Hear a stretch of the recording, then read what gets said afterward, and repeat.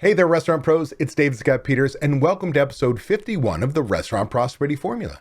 I've been coaching restaurant owners since 2003, and the Restaurant Prosperity Formula is based on what the most successful restaurant owners I've worked with do on a daily basis to achieve their success.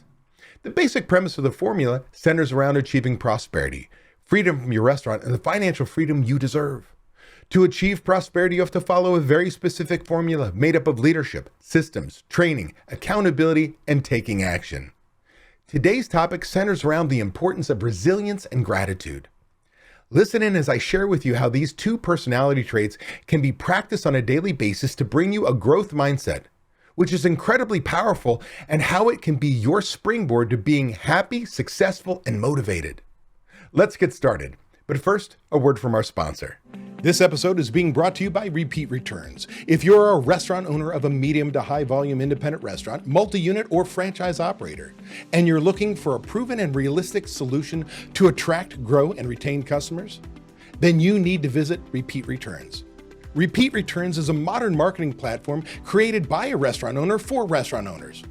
It studies each customer's habits and patterns, predicts the most profitable outcome for your restaurant every single day, and deploys the marketing to make that happen.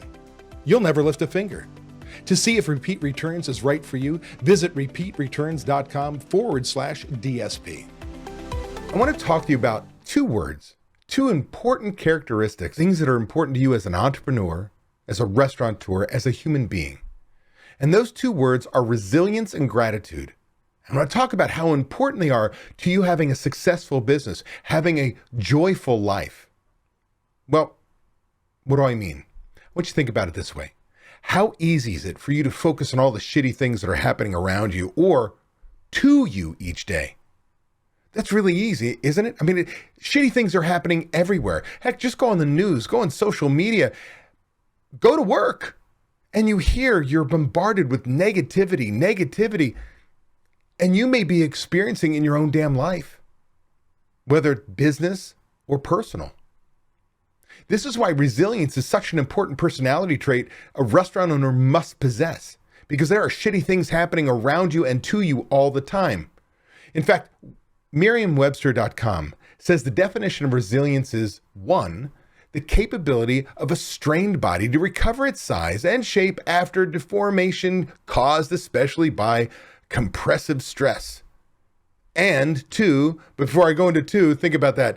Stress, that's what I think of as all these negative things just squishing us down. But here's where it really means something. The second part of the definition is an ability to recover from or adjust easily to misfortune or change. An ability to recover from or adjust easily to misfortune or change. Because that's what we're ultimately needing to do, because there's always challenges. As an entrepreneur, as a restaurant owner, you must be resilient. There are always going to be challenges in your lives and your business.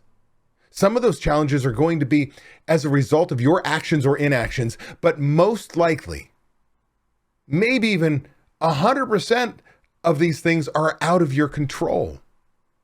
The truth of the matter is, yes, we make mistakes. Our actions cause a reaction. And some of those reactions are negative. But so many things that go on around us are out of our control, which create stress for us, which stop us dead in our tracks because we focus on the negative. Let me give you an example personally. Just this past March, we had gotten to a point where my stepfather, we had discovered that as a lifelong restaurant person, a chef, that he had a drinking problem. This shouldn't be a surprise to many of us in this industry that we know that many of us in this industry have substance abuse problems. But he did a great job of hiding it, the severity of it, for my mother. Till finally he was falling, and we thought he was young enough that maybe it was early dementia, whatever it may be. But finally one fall he hurt himself, and I had to go to the hospital and go, "You're going to rehab." Well, he got out of rehab and he started to get his life back together. And a short time after, in March, he started getting an infection. Now, because of his personality traits and the negative things that are going on in his life, he ignored the health problems. He went to the doctor when it got really bad. The doctor said, "Hey, you need to go to the hospital." He said, "No, I'm going to do it from home." till finally the infection was so bad it was all over his body. He went into the emergency room. And in a week's time, we got the phone call that literally we had to go to the hospital right now because life support was being removed. Literally, just boom, had to go. At that time, I sat there. By the time we got to the hospital, I'm telling you, within 10 minutes, he passed on. And in life, at the moment, I had to reschedule a 2-hour budget call with a member, and I don't miss calls. Not to mention the sadness for our family and what happened. It does not matter what the circumstances are. The fact is, somebody lost their life and was in our lives for a long, long time. Then on a personal level, for the last 4 months, many of you have been following me on my journey for the last year of getting back in a boat and rowing and changing my body, changing my health, changing my mindset, and competing again in rowing. Well, for the last 4 months alone, I've been battling neck, shoulder, and back pain because I've got a bulging disc or something right up in here in my neck.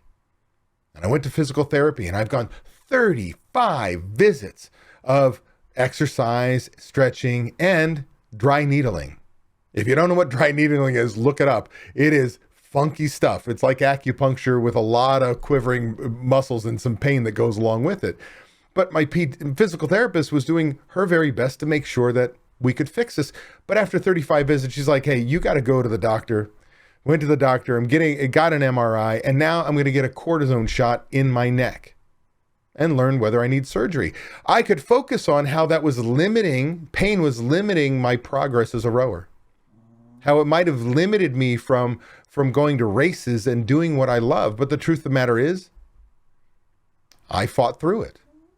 And because I have a growth mindset, I'm able to remain resilient. I have an ability to recover from or adjust easily to misfortune and change. That goes on in my entrepreneurial career as well. So how does this apply to you? You have challenges. Food cost is still rising. Labor cost is still a real issue as we are paying more and more to find the employees because of the shortage we have of employees. Fuel costs are real. That's putting us into whether high inflation recession, right? If you listen to episode 50, I believe we're already in the recession, but it doesn't matter. We have high inflation. Families are trying to decide what they do because our fuel costs are so high, whether they go out to eat. Well, that affects you and your business. It affects you and your business on the cost of product, the availability, your employees showing up to work. COVID's still a freaking issue. Now there's a new variant that is spreading like wildfire. When one cook gets it, they all get it because they played poker together. They go out drinking together. They do things together.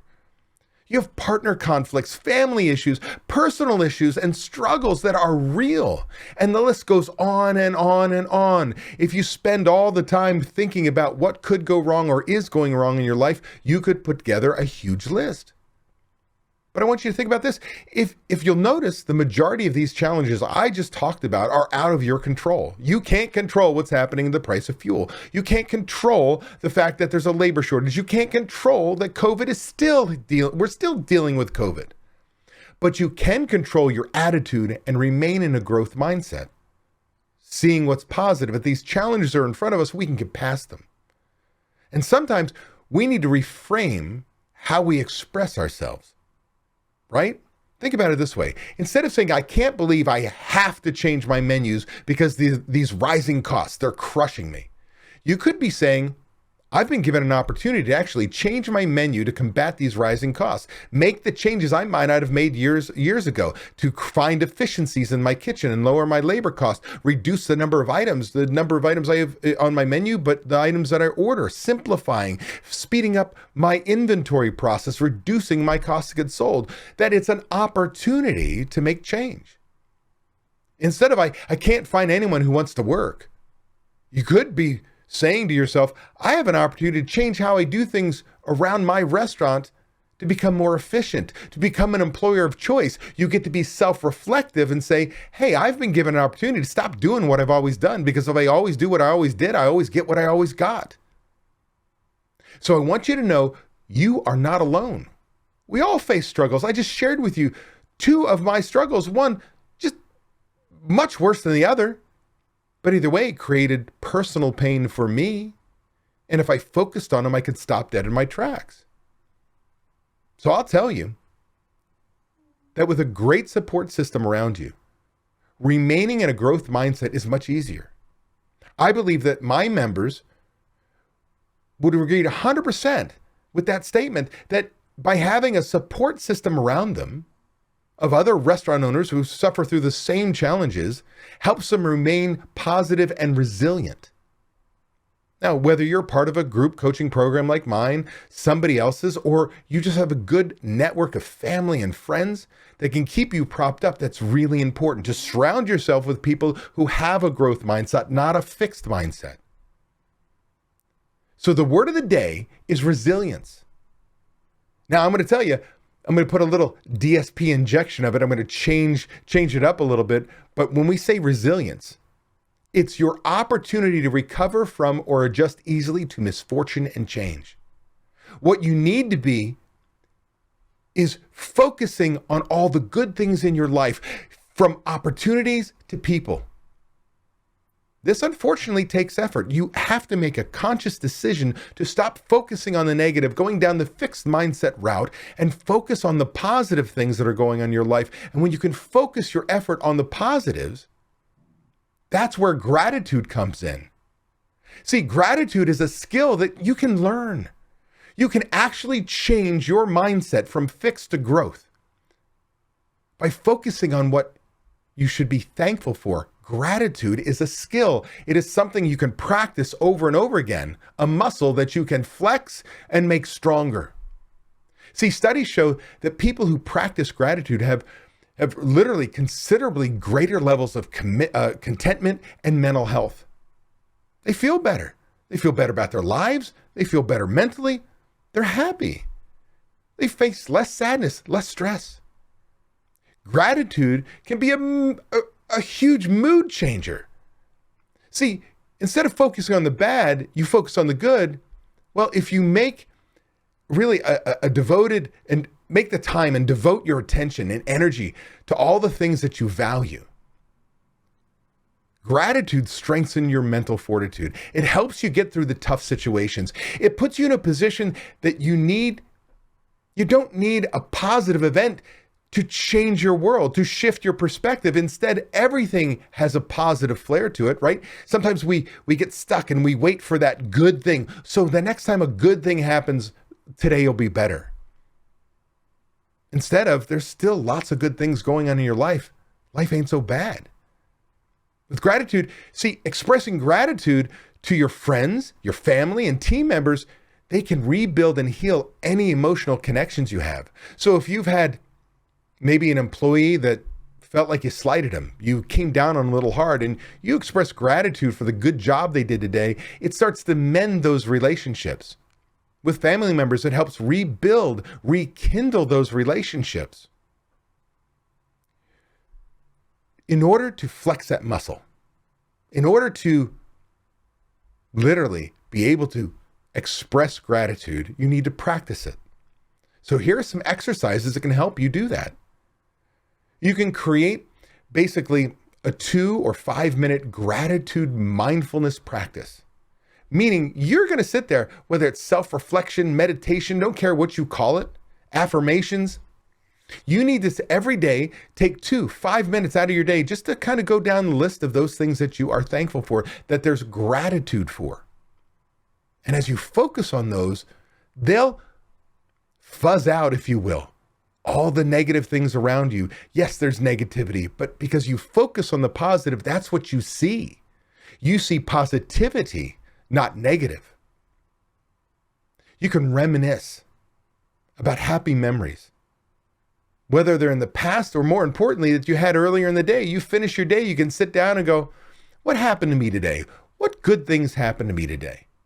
And if you didn't have a good thing that day, think about the good things that have happened in the last week, the last month, the last year. Change your mindset to focus on what you want to focus on, not negativity, but positivity. You need to communicate appreciation several times a day. Make it a practice to go out of your way to express appreciation of those around you and what they do for you or have done for you. Maybe you make a list of qualities that you admire about yourself. Yes, you sit there and say, you know, I'm a smart person, I'm a kind person, I'm an honest person. Whatever those traits are about you that you like about yourself, focus on those things. I don't care if you only come up with one thing. Maybe you're in a position where you've kind of been in the downy dumps. There's one thing really great about you, and you practice on that every day, looking at that one thing, and maybe you'll see a second thing, a third thing, a fourth thing. When you make that list of qualities you like about you, guess what? You focus on your good things. You stop focusing on the things that we all have challenges in our own personalities and what we do well, what we don't do well. See, mindset is incredibly powerful, and focusing your attention on gratitude can be your springboard to happy, successful, and a motivated you. And that's really where we need to be. When you're able to make resilience and gratitude a part of your daily life, you, my friend, are unstoppable. Hey, that was an awesome episode. I want to thank you for taking the time to take action on building a better, more prosperous restaurant. Before you go, I want to give you these 3 thoughts. 1, by combining leadership and taking action with systems and training being checked by accountability, you are on your way to creating prosperity for you and your restaurant. 2, I have something I need from you. Please leave a review on Apple Podcasts, Spotify, or wherever you happen to listen to podcasts. By leaving us a review, other restaurant pros seeking out this information are able to find it. I read the reviews, and hearing how this information has benefited you does wonders for me. And 3, if you find any of the discussions helpful, share them. The more restaurant pros who have access to them, the better we become as an industry. For more restaurant resources or to get in contact with me, connect with me at davidscottpeters.com. Be passionate about what you're doing, be persistent, but more importantly, become better and help everyone around you become better, and your restaurant is going to kick some ass. If you're tired of not being able to leave your restaurant because no one else knows how to run it, I want to make sure you know it doesn't have to be that way. You can leave your restaurant. It is possible to build a team of people who know how you want the restaurant to run. With these trained and responsible people in place, you can give yourself time away. What would you do if you had time away from your restaurant? Would you sleep better? Would your relationships improve? Would you feel more relaxed? These are all things you deserve to experience as a business owner. It's why we own our own businesses. If you would like to learn how to own a restaurant that doesn't depend on you to be successful, click the link in the description to watch a free training course that teaches you exactly what you have to do. Also, be sure to subscribe to get my weekly tips and watch these 2 videos to get more information and guidance for running a successful